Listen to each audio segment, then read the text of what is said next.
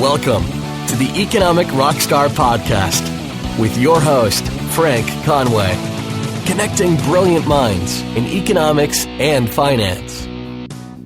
Hello everyone and welcome back to another episode of the Economic Rockstar Podcast, and this is your bonus episode with Professor David Kyle Johnson, and you can hear the first part of this interview in episode 146. And this one is released firstly to all my Patreon listeners. And thank you for your continued financial support. And thank you to everyone else also who are pressing play on a week-by-week basis or are sharing the content with their colleagues and friends. To find out how you can access these bonus episodes ahead of everyone else, just visit economicrockstar.com/Patreon or go to the Patreon website, patreon.com/economicrockstar. And in this bonus episode with Professor Johnson, we touch on a number of economic topics which happen to be in the movie Soylent Green. I haven't watched it yet and I will soon enough. And I think it would be a great idea to connect with Kyle once I've watched Soylent Green so we can have a more of a deeper discussion on what's going on in Soylent Green and how it can relate to philosophy and economics. Because he mentioned that within the movie, some economic themes that come up are overpopulation, food scarcity, inefficient agricultural and meat production, also euthanasia. And these are topics that were the concern of the day back in the 1970s and I suppose continue to be so today. A number of books we mention in this episode relate to these economic themes, including The Population Bomb by Paul Ehrlich. And we also touch on our previous conversation in episode 146 where we discussed Nietzsche. And we also briefly examine Adolf Hitler's book Mein Kampf, which also touches on overpopulation, scarcity, and the problem with feeding its population and his solutions and how to solve that problem, which, as we all know, had devastating consequences when put into practice. And our conversation turns full circle when we touch back on Nietzsche and how his idea of Übermensch was not aligned or was not meant to be aligned to the establishment of the Aryan race. So enjoy this episode, and again, if you'd like to leave any feedback, if you haven't done so already, just check out the show notes page, leave a comment on the page, add to it, even leave a rating and review on Apple Podcasts if you haven't done so already. And as always, thank you very much for continuing to listen and enjoy.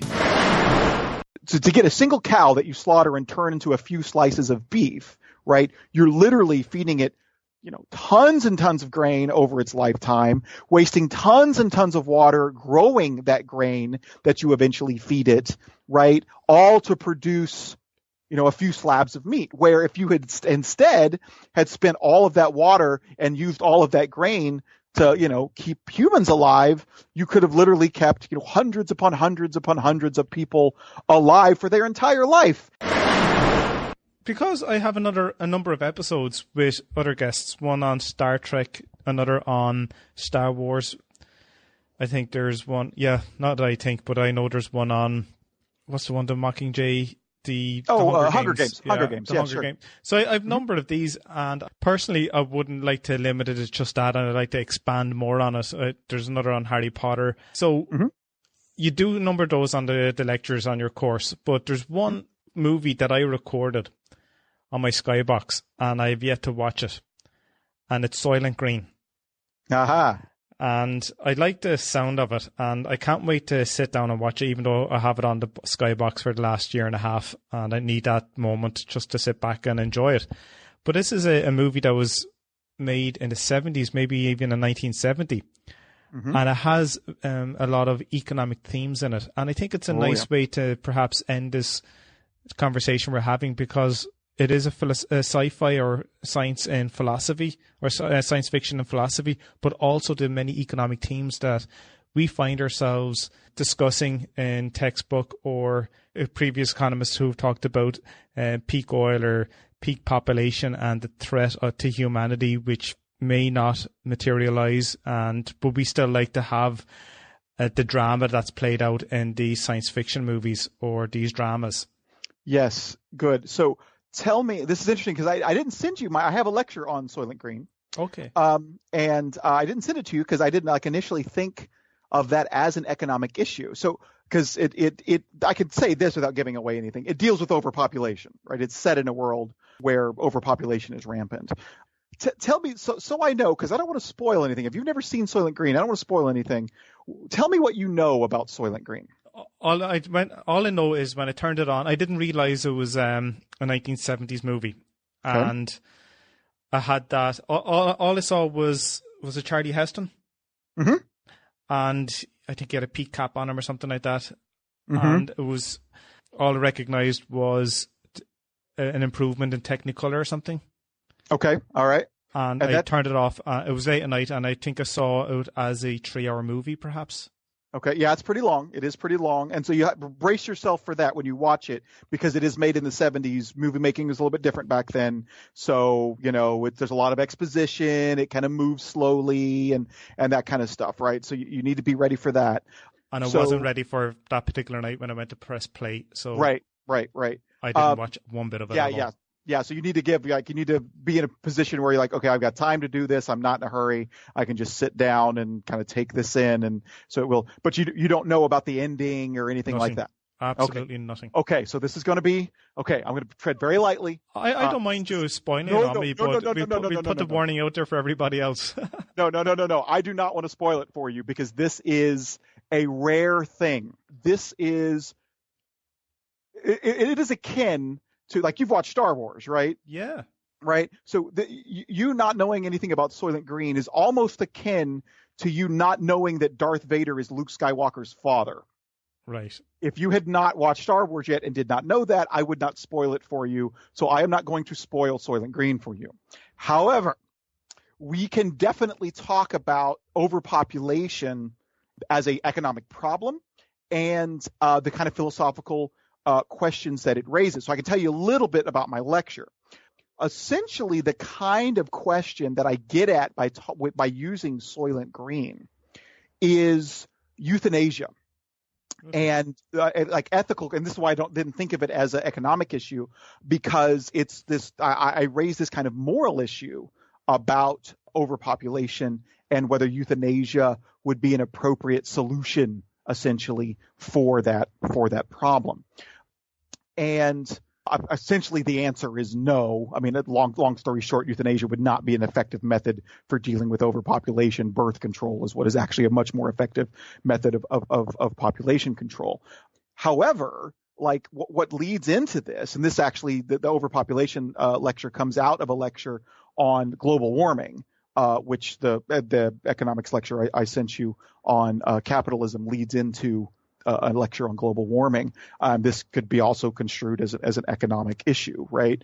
But the issue is kind of whether or not there's anything to really worry about. Is overpopulation anything that we really need to worry about? Because, right, like the population bomb was back in the 70s, and in fact that book actually partly inspired Soylent Green to be a movie about overpopulation, right?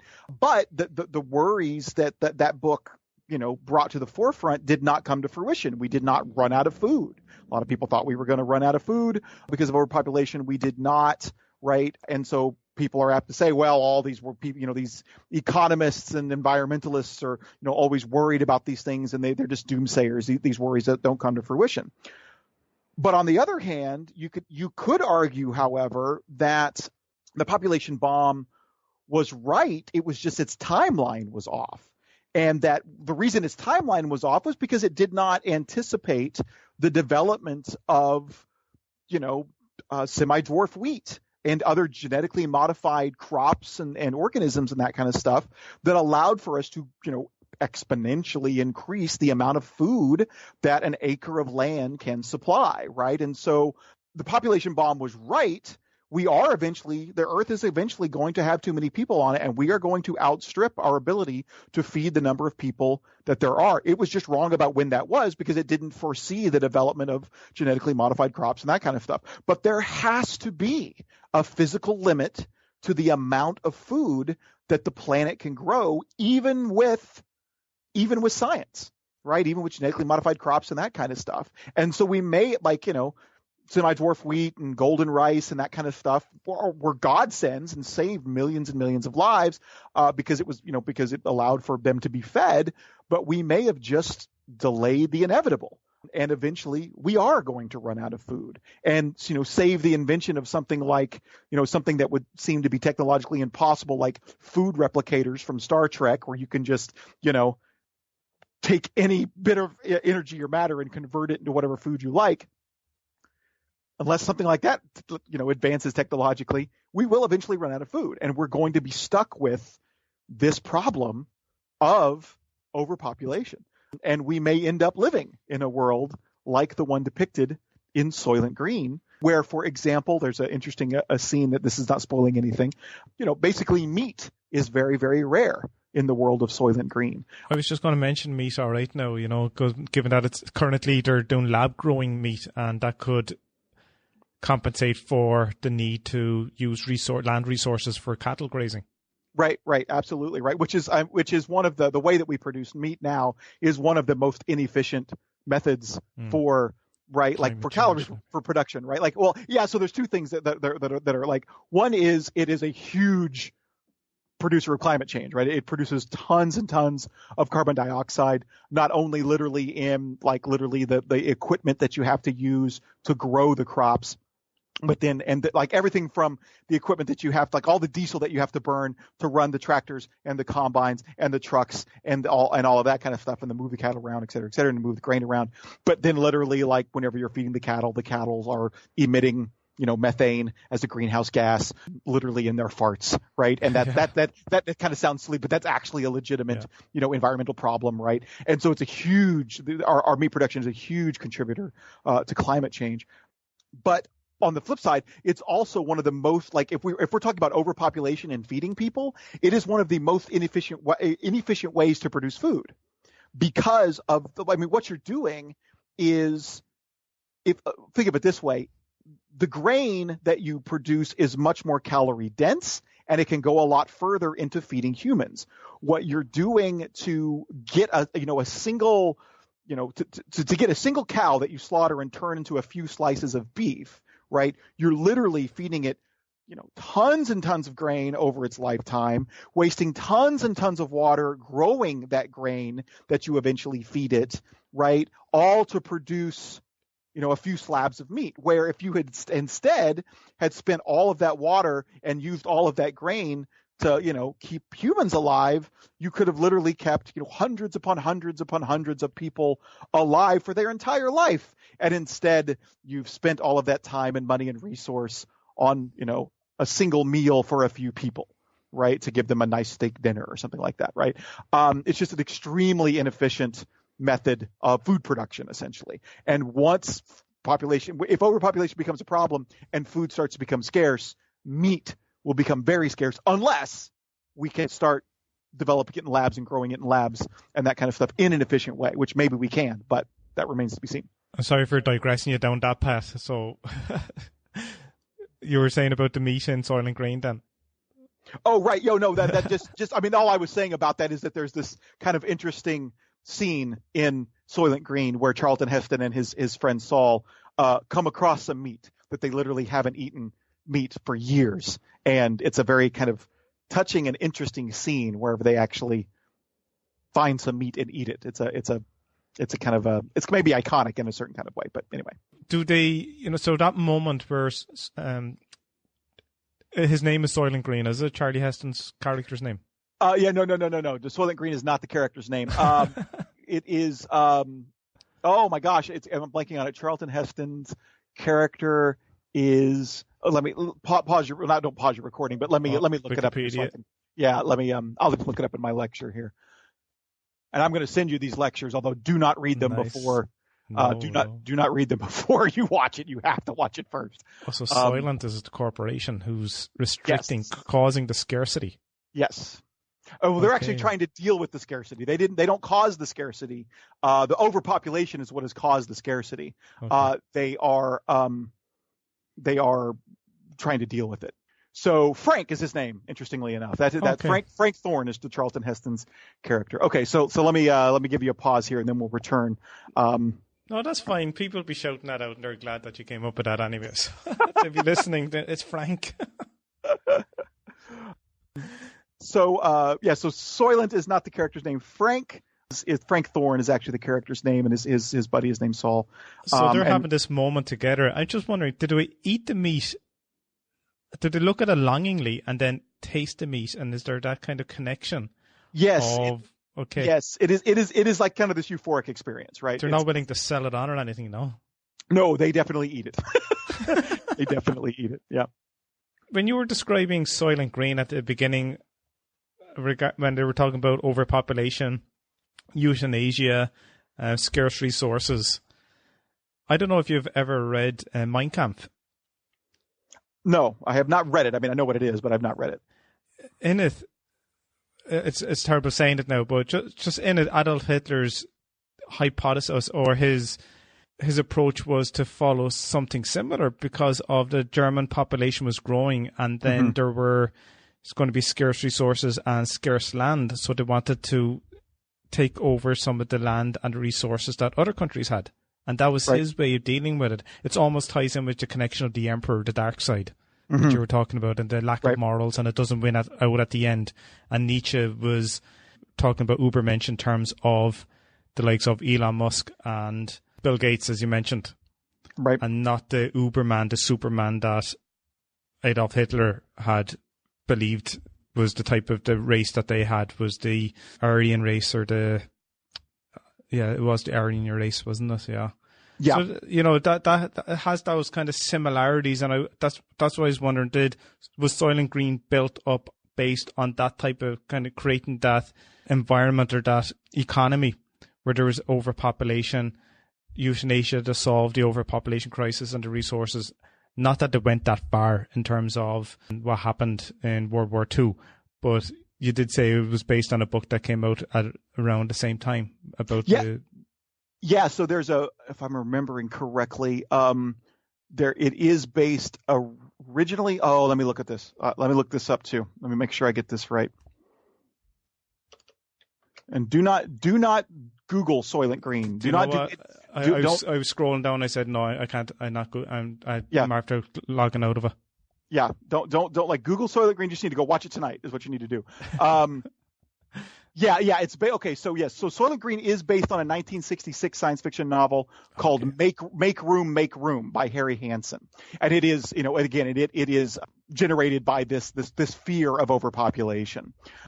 But what motivates the making of the film, I guess I should say, like why they thought the film was worth making, was Paul Ehrlich's, if I'm remembering the name correctly, Paul Ehrlich's book, The Population Bomb, where essentially they were, thinking that this was going to happen by the 80s, right? Like literally by the end of the 70s, early 80s, you would have this overpopulation. We were going to start running out of food. And so it is that worry. And so maybe this is worth saying, right? Like this is a really touchy subject, because you're right. Hitler was worried about these kinds of things too. And euthanasia and population control and that kind of stuff can definitely get out of hand really easy. And you can have, when you start talking about euthanasia, you can start talking about euthanizing one kind of person rather than another. When you start talking about population control and birth control, you can start talking about using it on one kind of population and not another, or one kind, one race and not another. And that's a definite worry, because, today in the world, the place where, population growth is not a problem everywhere, right? In a lot of European nations, population growth is declining, but in a lot of African nations, it's increasing. And so if you start dealing with overpopulation in that way, then you might start, birth control procedures on certain races in certain areas, and that can have a very Hitler-esque, kind of feel to it, right? And so there are all kinds of really difficult ethical problems that you have to navigate when you're talking about this, right? But we're also talking about, again, not right now. We don't have an overpopulation problem such that we're like literally running out of food for the entire world right now. But that is a legitimate possibility. That is something that we could have to deal with in the next 100 years, right? That's almost the only. Well, no, because you end up with, like I say, like the only upside to global warming is it may cull the population in a kind of way where you don't have to worry about this. But then we'll end up with the same problem. Like global warming will likely end up shorting the food supply anyway. And so we'll end up having a overpopulation problem with possibly less people, because we won't be able to grow as much food. And so we'll be right back to the same problem, even though the actual number of people is smaller, we'll end up not being able to feed them because the amount of food is smaller because of there'll be less arid land because of global warming. But like these are real problems that could happen in the near future, and there's all kinds of ethical questions that we have to consider given their possibility. Is Soylent Green kind of like a dystopian future, or is it something that's happening really based on that particular decade, as if there was a parallel universe and this was existing right there and then and now? It is a dystopian future. It is actually set in the year 2022. Okay. So there's nothing like interstellar space exploration and populating Mars or anything like that? Correct. Right. Nothing So like it is still considered science fiction. And this is something I talked briefly about in the course as well. What do you consider science fiction and what don't you, right? And there's hardcore science fiction like Interstellar. And then there's really what you might call kind of softcore science fiction like The Handmaid's Tale. Actually, the 23rd lecture of the course is on The Handmaid's Tale. And some people don't think The Handmaid's Tale is science fiction. I think it is because it is a dystopian future. Yeah. There's a little bit of technology, very, very roughly list, a little bit of technology in there that's not necessarily like future technology or whatever, but because it's so much like 1984, in that it is set in a kind of dystopian future in which things have gone awry and fascism and that kind of stuff and Big Brother kind of things have taken hold, I would consider it science fiction. That is how Soylent Green is science fiction. There's also a little bit of you'll see it. There's also a little bit of kind of advanced technology in 2022. You'll see that in the film when you watch it. Yeah, but that's the way it's science fiction. So it's not hardcore science fiction, but it's definitely sci-fi. You didn't ruin the ending by like you said you were going to stop looking or whatever. You didn't ruin anything by looking, did you? No, I didn't look, and I'm not going to ask you any more questions because I want to explore a bit more on it. And I don't. And the only question I'm going to ask that's going to be related to it is, you said the year 2020. Is there any particular significant date? Because we know with Back to the Future we had them visiting in 2015, I think it was in October, perhaps it was, and there was a big. Do you remember they predicted the Chicago Cubs were to win the league and they got it right, but a year too early? Right, there's a couple of things like that. So I'm sure there'll be, for diehard fans of Soylent Green, I'm sure there'll be some celebrations or acknowledgements of that particular time in 4 years' time. Yeah, and I'm looking to see if there's a particular date in 2022 in which it is set. And I'm not seeing anything, so it may just be at a not a particular date in 2020. I mean, I know it's 2020 because the poster says it's the year 2022. I'm not 2020. It's the year 2022, and then it blah blah blah, and it says whatever, and it shows Charlton Heston running away. So I know it from that, but you as you watch, you might look for little clues that maybe there's a calendar somewhere, or there's some kind of reference to a particular day or season, so you might know when it's set or whatever. I don't know if it'll be as specific as, I think it was like August 23rd, 2015 that they traveled to, in the second Back to the Future movie. I don't know if it's going to be that specific, but I don't remember any other predictions being made about like sporting events or anything like that. But yeah. You may be tempted once you watch this movie. You may be tempted to come back and we'll do this again and we'll talk more about it. Yeah. Because it's totally worth it. So I will send you those lectures, and again, don't read them until after you watch the movie. Yeah, that's my homework. This is great homework. I'd love to be a student of yours now and do the homework like that and watch movies. Well, that is the beautiful part about the great courses is you can't, like so many people say, oh, I want to take that course. You can, because it is available on the great courses. You can totally sit down with me as your professor, and you can watch the movies before you do the lectures and stuff like that. And you can do it all right there. That's awesome. Kyle, can I ask you another couple of questions then before we wrap it up? Sure. I'm sure you've read a lot of books and all that, but is there any one or two books that you would love to recommend to us as something to read? And I honestly don't mind whether it's philosophy, economics, or anything that you've read regarding fantasy or dystopian futures or sci-fi. Okay, so let me or a movie for that matter. Right. Okay, so let me think about this for a second. Maybe recommend is not the best word to say. Okay. What's the one that you've most gifted, perhaps, or what was the one book that was a page turner you just couldn't put down? Okay. For me personally, on your list, it was The Hunger Games. I just, at the end of every chapter, you just had to turn that page. Gotcha. Okay, I'm going to recommend a philosophy book and a television show, I think. Not recommend, I won't use the word recommend, but yeah, okay. So as for books, I don't have anything in the science fiction realm necessarily to recommend directly. In regards to philosophy, if you want to learn how to do philosophy and to be a good philosopher, which really amounts to being a good critical thinker.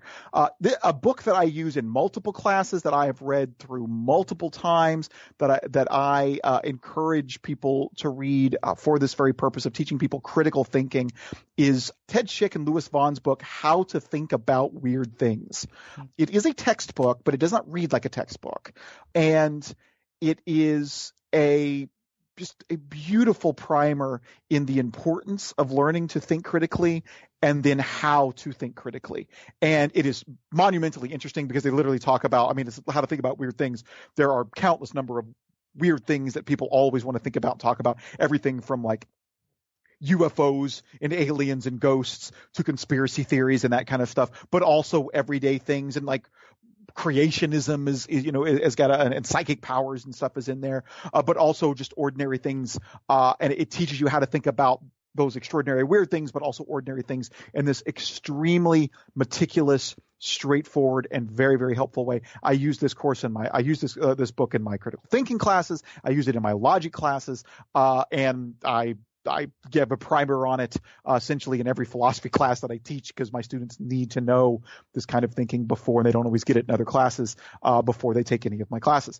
And so generally, if you want to know how to think and generally how to do philosophy, How to Think About Weird Things by Schick and Vaughn, highly recommend it. As for philosophical sci-fi that's coming out that you could watch, I'll give you two options. If you like dark and disturbing, Black Mirror, that's the one I mentioned before. It's a BBC sci-fi show that you can get on Netflix. Each episode is a self-contained episode that you can watch, by itself. It is beautiful. It will make you think. It will disturb you. It is awesome. It is really, really good.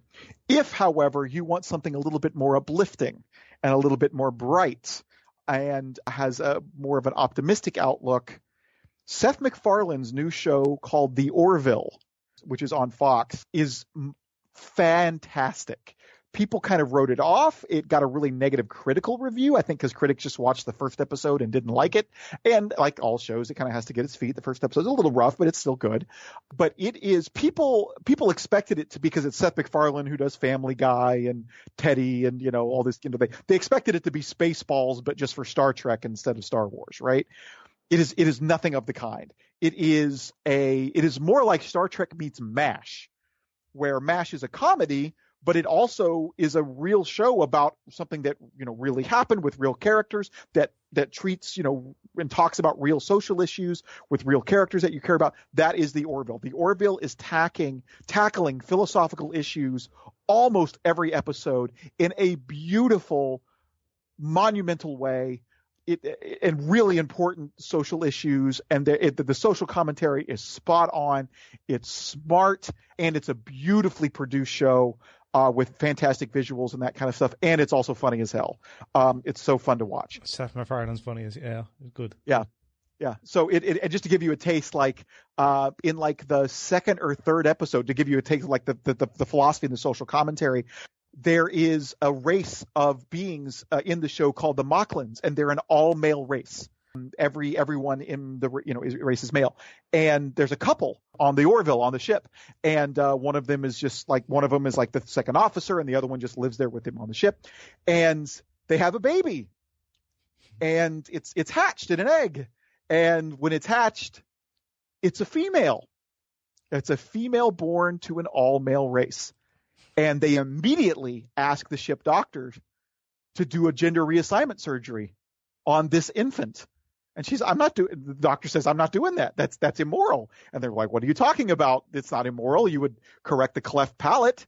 If the baby was born with a defect, our baby was born with a defect. It was born female. And she's like, being born female is not a defect. And they say in our society it is. And philosophy ensues, right? Like, I mean, it is remarkable. And things in the episode even make me wonder whether or not the Mocklins actually are an all male race, or whether or not females are born all the time, but people just have gender reassignment surgery done on them and they hide it. And so no one talks about it. And so they're actually a bisexual race, but they think they're monosexual only because of the stigma of being female. That's just one episode, right? Like, I mean, it's episode after episode. And even at that, you can really go down so many different avenues and associated with different types of societies around the world.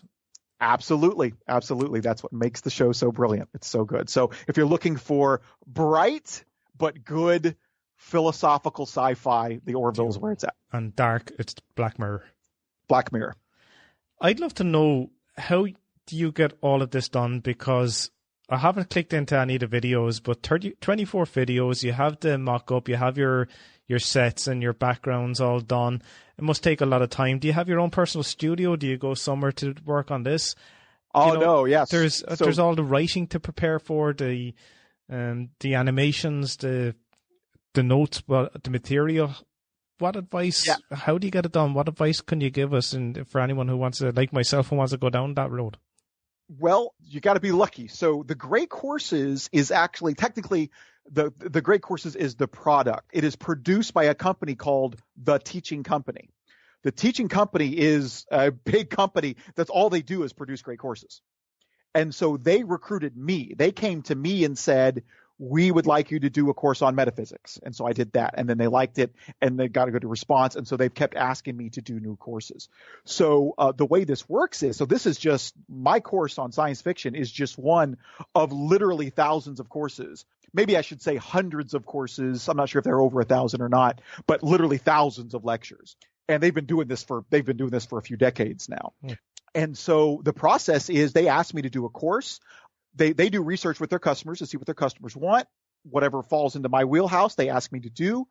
I brainstorm with people at Great Courses and that kind of stuff. We come up with what I'll talk about. Then I write the lectures, but then I have content editors that go over the drafts and make recommendations, and they have fact checkers to make sure that I'm not getting anything wrong, which I do plenty of the time, and then we correct that and to make sure. And then I go, once everything is drafted and ready to go, I go in and they have a studio and they have people. I mean, there was 3 cameras and, professional cameramen, and they have the guy, that worked on my, that worked, I'm trying to remember what show he did, but I had a producer when I went in, and he actually used to work on, like, I don't know, it was something big. It was like something from HBO or something from NBC or something like that. Like I forget what show it was like, but he's worked on, I think it was a reality show. I think he worked on like The Bachelor or something like that.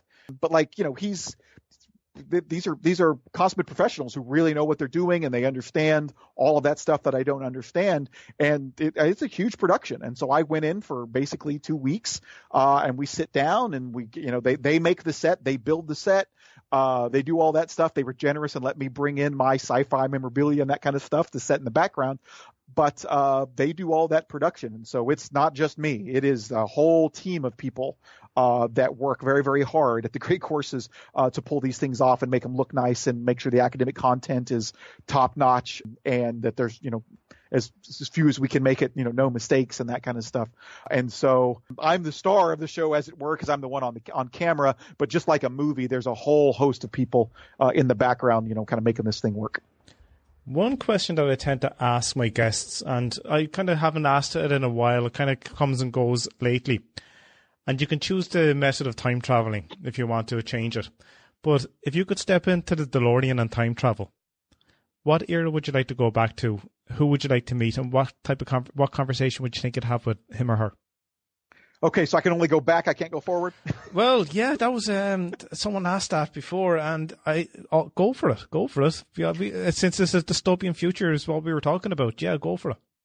Yeah, I mean, I really would like to go forward and see how long we last, Yeah. and what technology is like in the future and that kind of stuff. But that's not that very interesting of a question, right? Or a very interesting of an answer, I should say, because who knows what's going to be there, right? That's just my own curiosity to see what it would be like. The much more interesting question is your question: who would you go back? Well, you could bring you can go back in time with someone, bring them to the future, and have conversations either. Right. Yeah. So that's a really good question. Who would I go back and have a conversation with? Let me think about this for a minute. The answer I feel like I need to give, and it might be the answer that I genuinely would give, is Socrates. I would go back and talk to Socrates and have conversations with him, and then maybe Plato, and have Plato there. Maybe Plato would write a dialogue about it. It would be very interesting to take Socrates back to the future and have him, look around and experience the world for a while and sit down and have a conversation with him about that and what Socrates would say about Facebook and Twitter and technological advancements and science fiction. And I think that would be, see if I could convince him that whether he was wrong or right. To, like, one of the interesting things about Socrates was he thought that the development of writing was a horrific advancement because he thought real learning only happened when you memorized something.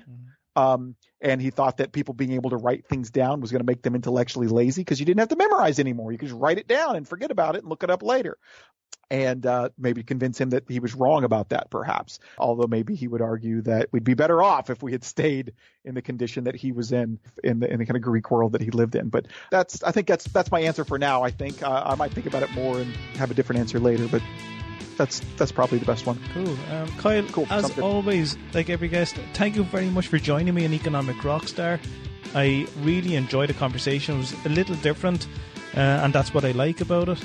And I can't wait to watch some of your recommended series and Soylent Green as well, and I can't wait to see what that ending is like. Oh, well, great. Thanks, Frank. And I really enjoyed our conversation.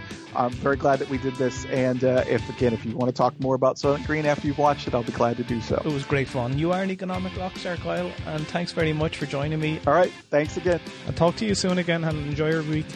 All right. Thanks a bunch. We'll talk to you soon. I'll send you an email here in just a minute. Great, guys. Thanks very much. Thanks. Bye. Bye.